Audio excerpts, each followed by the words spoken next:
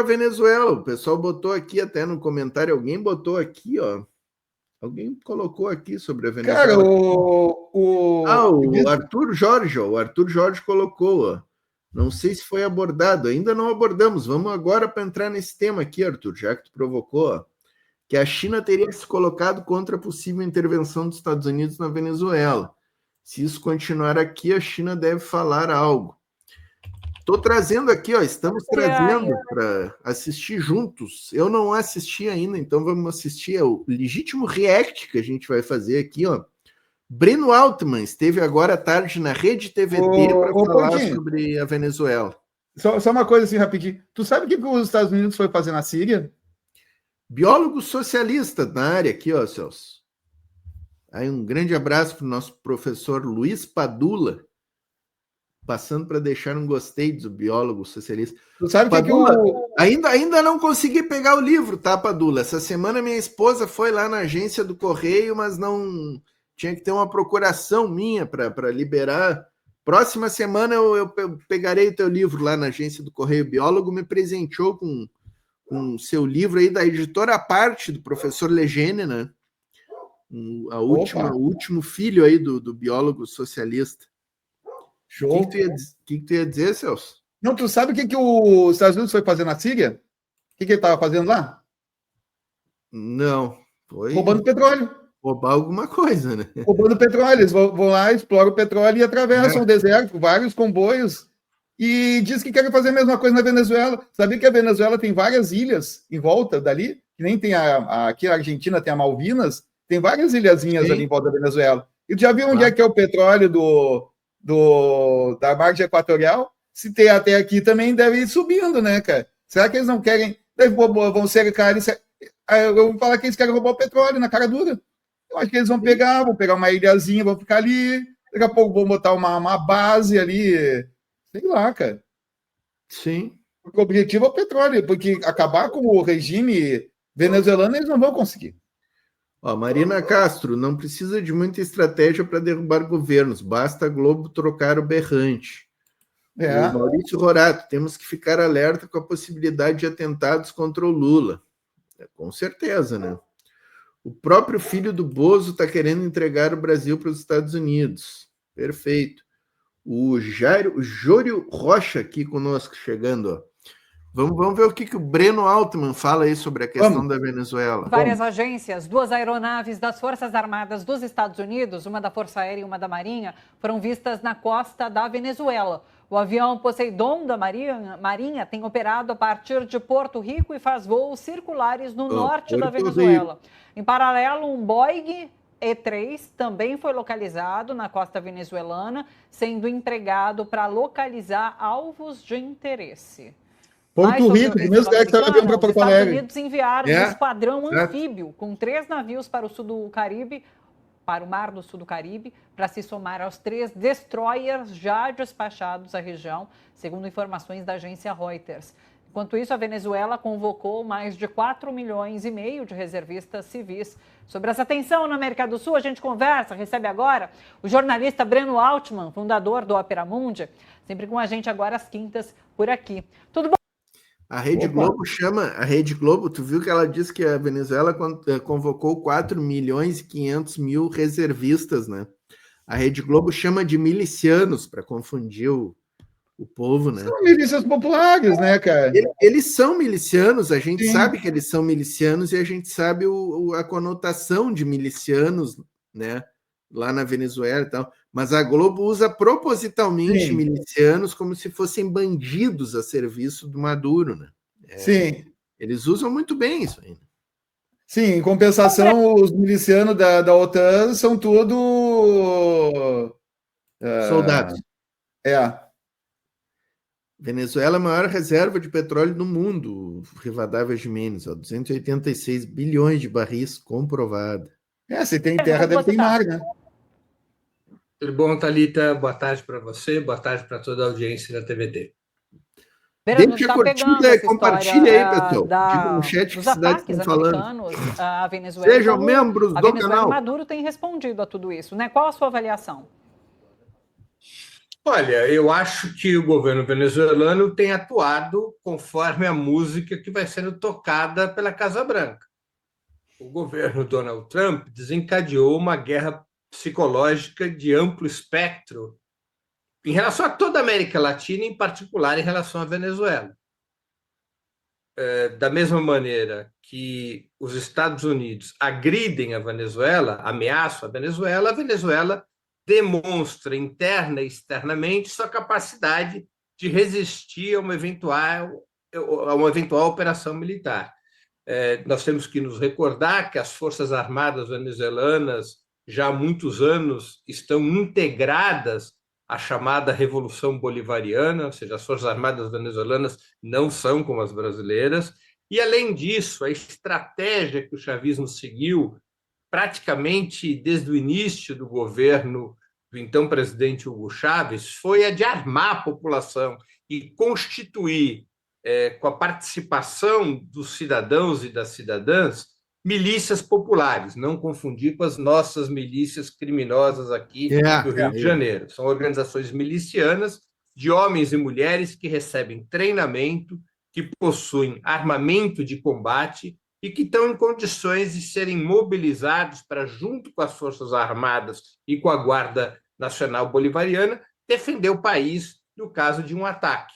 Nicolás Maduro mostra claramente aos Estados Unidos de que, caso a guerra psicológica se traduza numa operação militar, que a Venezuela irá resistir. E a gente sempre tem que lembrar, Thalita, a história. Temos que nos recordar que a libertação da América do Sul em relação ao colonialismo espanhol tem como sua pia batismal, como seu centro nevrálgico, a Venezuela. Simón Bolívar, o principal general libertador, ele era venezuelano. A Venezuela se formou com base na mística, na cultura, na moral de um país que luta contra o colonialismo. Isso significa dizer que o nacionalismo na Venezuela ele é muito entranhado na população, é muito entranhado no Estado, é muito entranhado na sociedade, e que a Venezuela não está brincando quando diz que, se os Estados Unidos vierem quentes, eles responderão fervendo. E diante de ameaça externa, é claro que esse nacionalismo salta ainda mais, né? Mas, Breno, qual o objetivo final dos Estados Unidos na sua avaliação? É desestabilizar o país? É desestabilizar a região? Porque é claro que, de alguma forma, vai sobrar para os outros países aqui da América Latina. Qual é o objetivo? Deixa eu dar um pause aqui antes do... Deixa eu ver se eu consigo acertar. Coisa linda esse exército aí, Portinho. Tem homem, tem mulher, tem jovem, tem idoso. Só faltou cadeirante aí, cara. Capaz de aparecer um cadeirante com uma metralhadora aí no meio. Sensacional, os milicianos do Maduro, né? Povo, né? Deixa eu ver se eu acerto antes, que eu não assisti ainda o que o Breno vai dizer aqui. Mas eu acho que o que o Trump quer, cara, é reforçar as narrativas, né? Mandou ali a frota para reforçar a narrativa de que o Maduro é narcotraficante, de que não sei o que, aumentou a indenização. É pura narrativa. O Trump é pura narrativa. Tem a parte do circo e tem aquilo que ele quer. O que ele quer é o petróleo, né, cara? E aí tu vai ver, ele vai acabar negociando... Porque a diplomacia dos Estados Unidos com a Venezuela tem duas linhas, né? Tem uma linha que vai lá, escondida, e negocia com Maduro o petróleo, né? E tem a outra linha que faz esse mise-en-scène aí. É isso, né? É isso. O que muita gente não sabe é que a Venezuela continua exportando petróleo para os Estados Unidos. Eles compram petróleo adoidado da Venezuela. Aliás, eles tinham parado de comprar e o Biden teve que voltar a comprar agora com a guerra na Ucrânia, exatamente, né? E aí os caras mandam o submarino nuclear para assustar a Rússia com o urânio comprado da própria Rússia, né, cara? E os caras estão lá, continuam. Quem que se assusta com isso, cara? Sabe? Esse negócio já tá ficando... Vamos ver o que o Breno Até o dia que dá uma merda, né, cara? Vamos ver o que o Breno vai dizer aqui, ó. há uma escalada dos Estados Unidos para recuperar a influência na América Latina. A Venezuela é um alvo nessa escalada, é um alvo porque na América do Sul a Venezuela é o estado com maior independência, com maior vocação contra-hegemônica. É um estado no qual as forças populares, a esquerda, exercem o poder. O mesmo não se pode dizer do Brasil, da Colômbia, do Chile, nos quais as forças de esquerda estão no governo, mas não controlam o Estado. Na Venezuela, a esquerda controla o Estado e, portanto, tem uma capacidade defensiva em relação aos Estados Unidos mais relevante. O que quer dizer controlar o Estado? Quer dizer controlar o poder executivo, o poder legislativo, o poder judiciário, as forças armadas. Além do que, a Venezuela possui as maiores reservas de petróleo do planeta, a Venezuela possui gigantescas reservas de gás, a Venezuela possui expressivas reservas de ouro e outros minerais que são estratégicos nessa confrontação crescente entre Estados Unidos e China. Eu creio que dessa maneira que deve ser interpretada a escalada norte-americana, o que deveria obrigar, Thalita, o governo brasileiro a revisar suas relações com a Venezuela. O governo brasileiro rompeu uma aliança estratégica com a Venezuela no ano passado.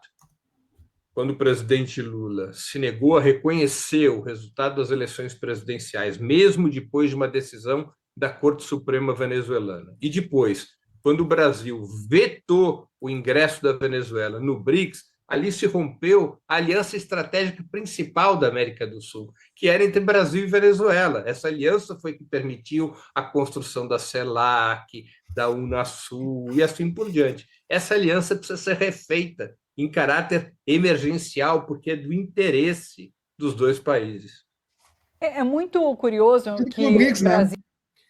Tinha esse episódio aí, tinha que servir para isso, né? Seria muito bom, eu tenho falado em todos. Falei essa semana com o Gilbert lá na quarta-feira, no programa que a gente faz na TV Resistência Contemporânea. O Gilbert trouxe a questão da Venezuela. E eu falei que o Brasil e a Venezuela têm que sentar na mesa e resolver as suas desavenças, né? A gente sabe que teve algumas... na verdade não é isso aí, Pontinho. Tem algumas coisas que a gente sabe, tem algumas coisas que a gente sabe, tem outras que a gente não sabe, porque quem acha que o que vem à tona na imprensa e nessas notícias é tudo que acontece, está completamente por fora, né? O que a gente fica sabendo de notícias é 10 ou 20% do que acontece. Tá? 80% do que acontece na diplomacia mundial, a gente nem toma conhecimento. Tá?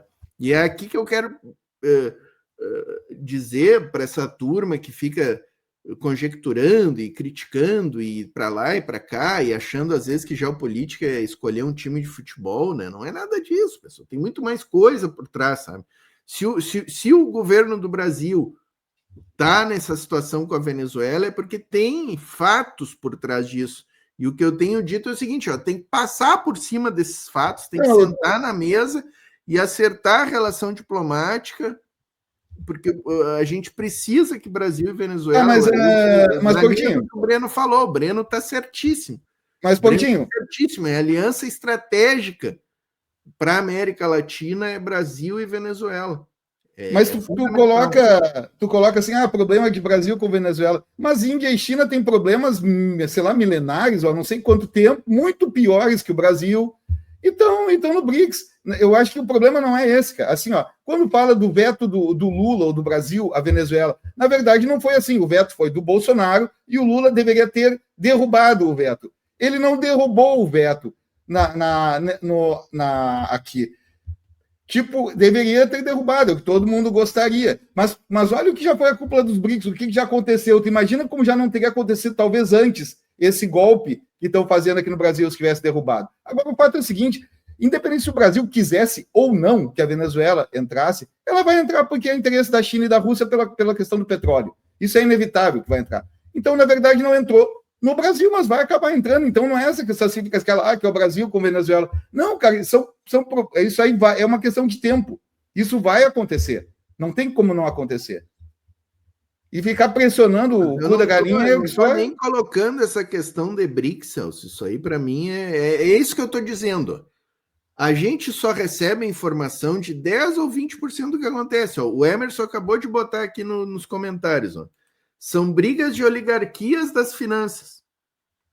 Quem é que já ouviu falar disso aqui? Ó? É mais uma coisa que o Emerson está trazendo que nunca veio à tona. E eu acho que é bem possível que esse seja um dos fatos pelo qual o Brasil e a Venezuela estão nessa contenda aí, digamos assim. E tem várias outras coisas, tem a questão das eleições que a gente ficou sabendo. Tem muita coisa. Temos 80 mil imigrantes venezuelanos aqui no Brasil, sabe? Que nem poderia querer que botasse um muro para impedir que os venezuelanos entrassem para o Brasil, que nem faz o Trump com os mexicanos. Tem a própria questão do petróleo, cara. O gás que parou de vender também. A Venezuela fechou contratos com a Rússia e com a China para explorar o seu petróleo. Isso aí também gerou uma rusga nas relações internacionais entre os dois países, porque a Petrobras é que tinha... a questão da Petrobras, que eles privatizaram. Claro. Tem tudo isso. Tinha um negócio de gás que eles não cumpriram. Que aí ferrou o Brasil. Essa questão de BRICS aí, cara, eu já nem quero mais falar disso aí, que eu acho tão absurdo a gente perder tempo com isso aí. Que o Brasil vetou a Venezuela no BRICS.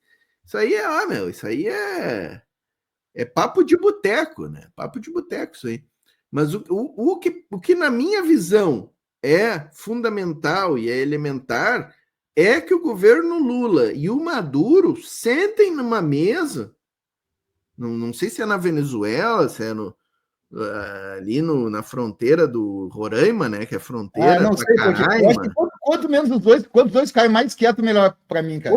Vai os dois para Colômbia, cara. Eu vi uma notícia agora que o Lula iria para Colômbia, eu já fiquei, é para resolver a questão da Venezuela. Eu prefiro os dois ficassem quietos, cara. Vai encontrar com o Maduro, cara.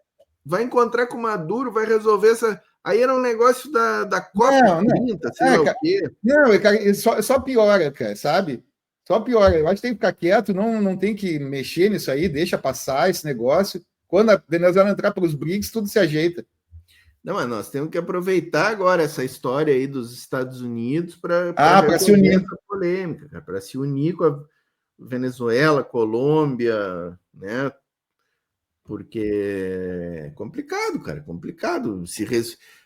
E a desculpa é que esses navios estão ali para Venezuela. Eu falei no começo do programa que mas se for invadir algum lugar, é só para Venezuela mesmo ou também para patrulhar aqui o norte do Brasil, né? Mas se for para invadir algum país, eles vão invadir a Colômbia, não a Venezuela, né?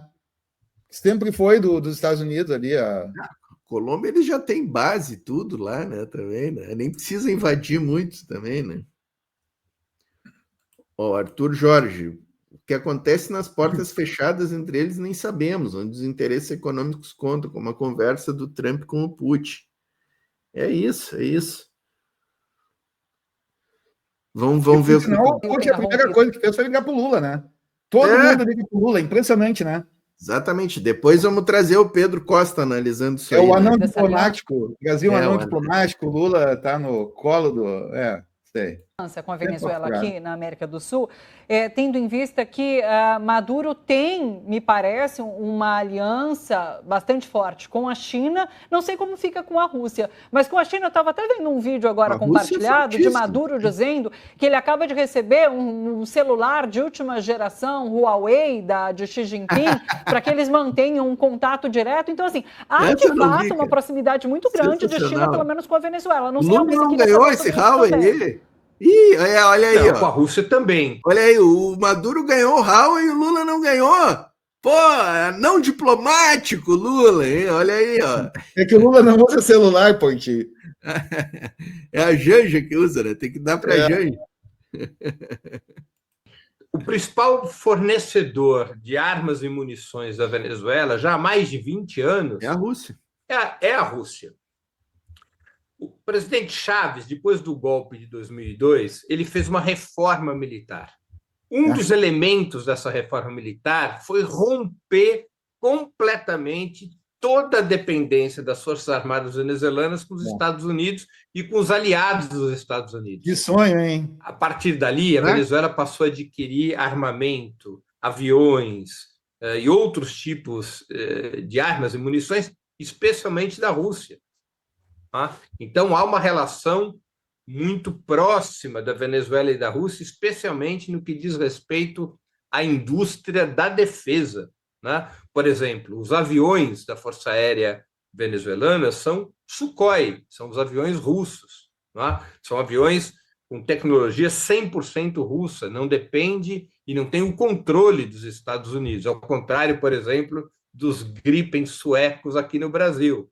O Brasil é muito dependente da tecnologia militar norte-americana e de seus aliados. Embora o Gripen seja sueco, a aviônica desses caças, essa aviônica é norte-americana.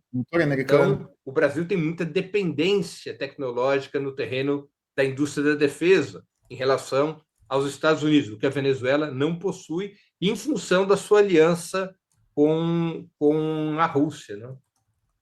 Mas assim, Castro esse capítulo, você acredita, né, numa invasão terrestre, de fato, dos Estados Unidos à Venezuela nesse momento? Não é a tendência principal. O próprio governo venezuelano caracteriza esses ataques, essas ameaças da Casa Branca como guerra psicológica. Ou seja, é o que Donald Trump tem feito com muitos países, adversários, inimigos, com governos adversários, inimigos ou aliados. Donald Trump, ele vive de espetáculo e ele vive do bullying. Não é? Ele busca o tempo todo colocar os seus interlocutores sob a máxima pressão para extrair desses interlocutores concessões. Essa é a caracterização que o próprio governo venezuelano faz do momento atual, guerra psicológica. Agora, guerra psicológica também é guerra. Por isso que Maduro responde como responde, ou seja, com uma mobilização massiva da população civil e das suas forças militares. A guerra psicológica, ela pode desbordar em operações militares. Já aconteceu muitas vezes na história. Portanto, não seria de se surpreender que isso também viesse a acontecer em relação à Venezuela, ainda que não seja o plano imediato. De toda maneira, é fácil identificar dois grandes objetivos da Casa Branca nas ameaças contra a Venezuela. Há um objetivo mais estrito. O objetivo mais estrito é obrigar a Venezuela a renunciar às históricas reivindicações do país vizinho sobre Essequibo, na Guiana. Essequibo não é uma reivindicação do presidente Maduro. Não é uma reivindicação do presidente Chávez. Essequibo é uma reivindicação venezuelana desde o final do século XIX. Essequibo era uma região... O que tem na margem equatorial? O que tem em Essequibo? E é uma reivindicação antiga, aí o Breno está dizendo. E o que tem ali? Não é coisa da Revolução Bolivariana, né? É coisa da a direita venezuelana já reivindicava, né? E o que tem lá de importante? Petróleo, sempre petróleo. Né?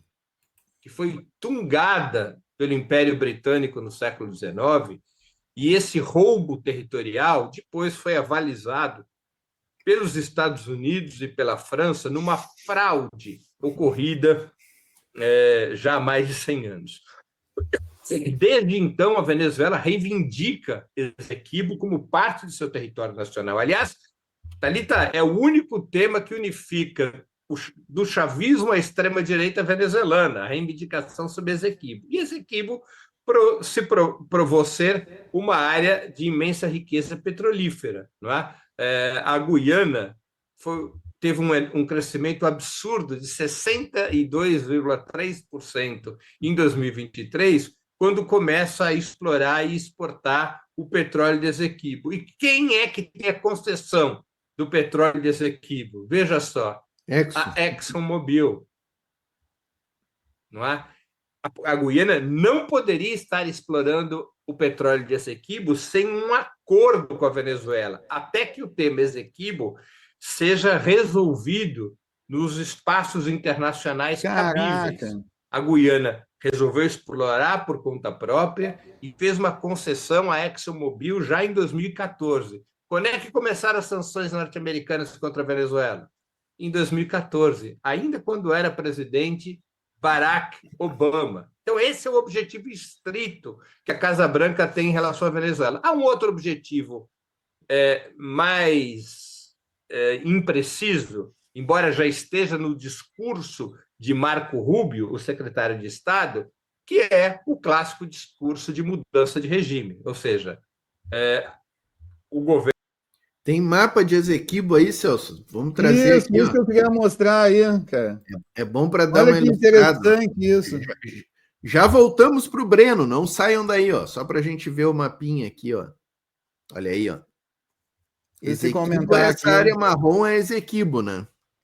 Aí é que tá, metade da parte verde é Guiana, tu viu ali que Guiana é dividido? Sim, claro. Aqui metade é Esequibo, essa parte laranja, o resto é Guiana. Agora, olha aqui mais para baixo isso aqui, ó. Ah, não dá para ver, né?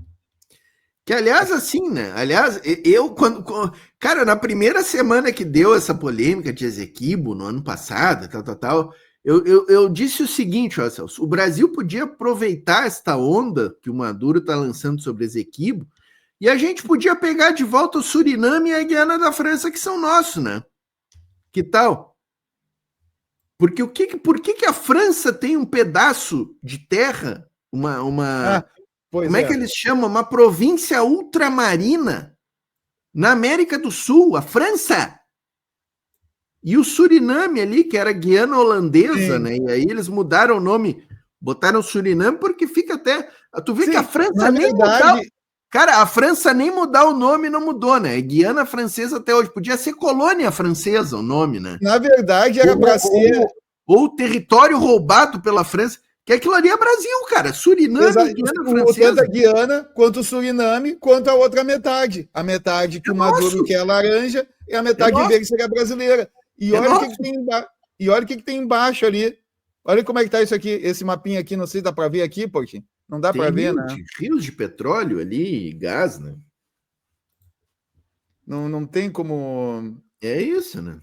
Não dá para ver muito bem, não tá dando para ver. Pera aí, mas eu já sei como é que eu vou fazer. Eu vou copiar esse guia aqui, ó. Uma estrela da bandeira da Venezuela representa Esequibo.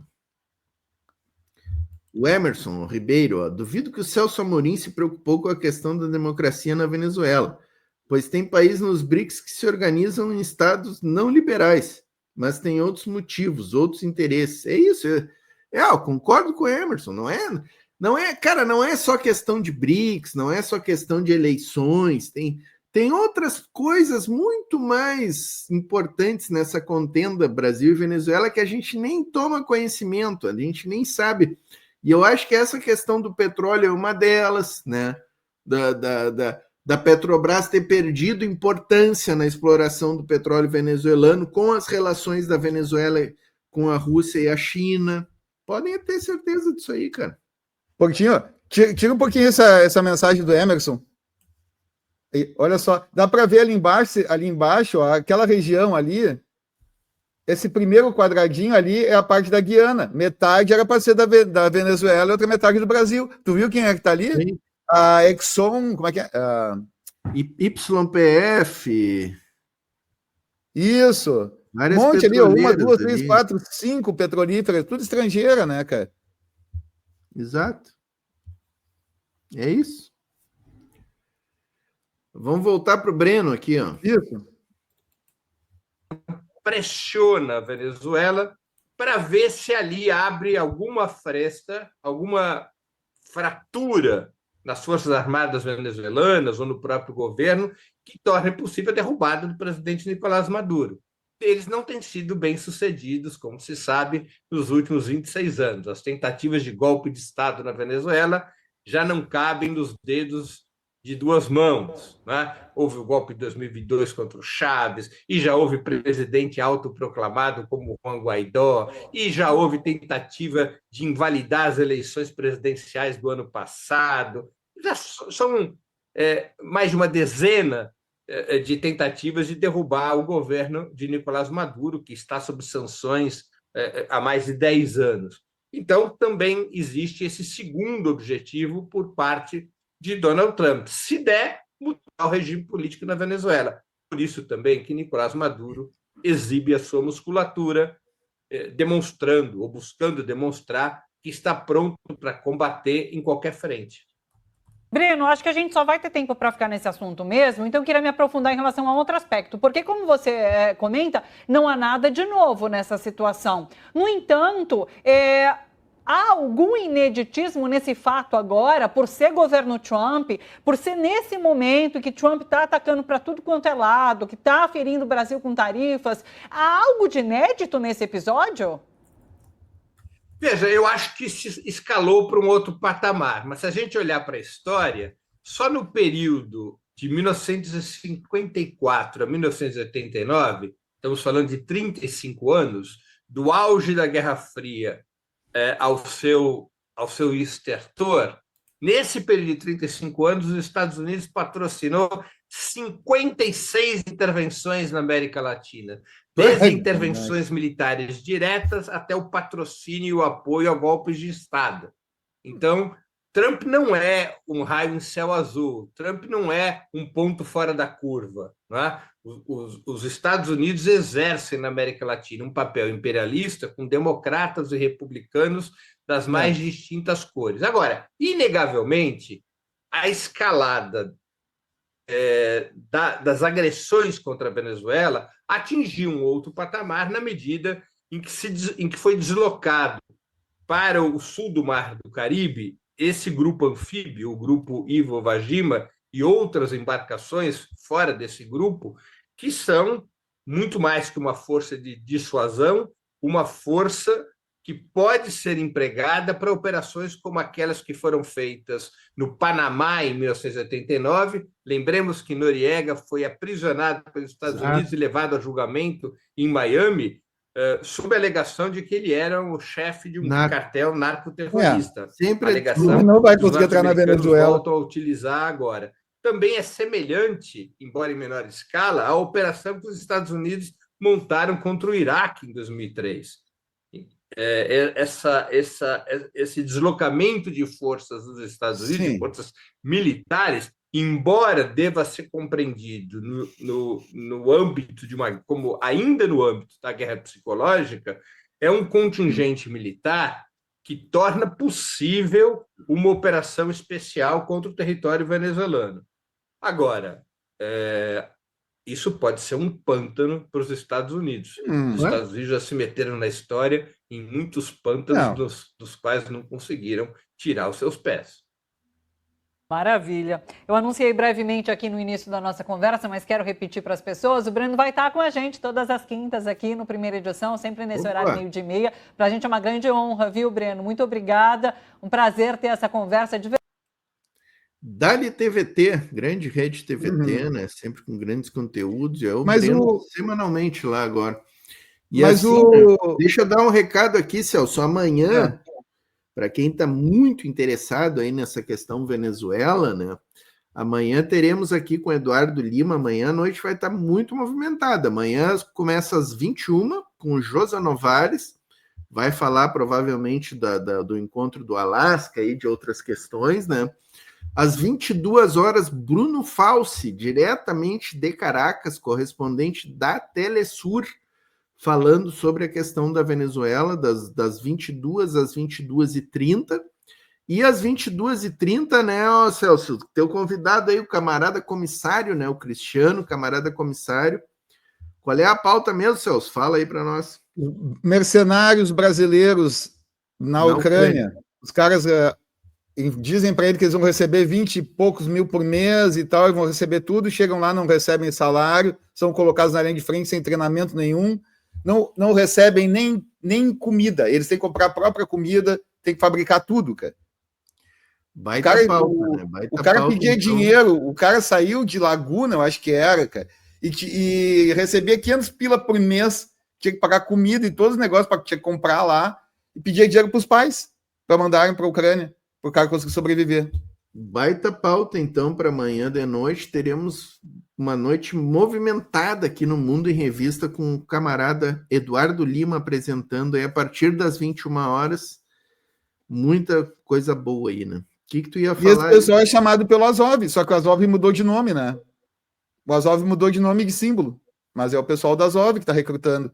Isso aí tinha que ter alguma política, alguma coisa aí para prender esse pessoal que está recrutando brasileiros, porque estão sendo enganados, né? Com certeza.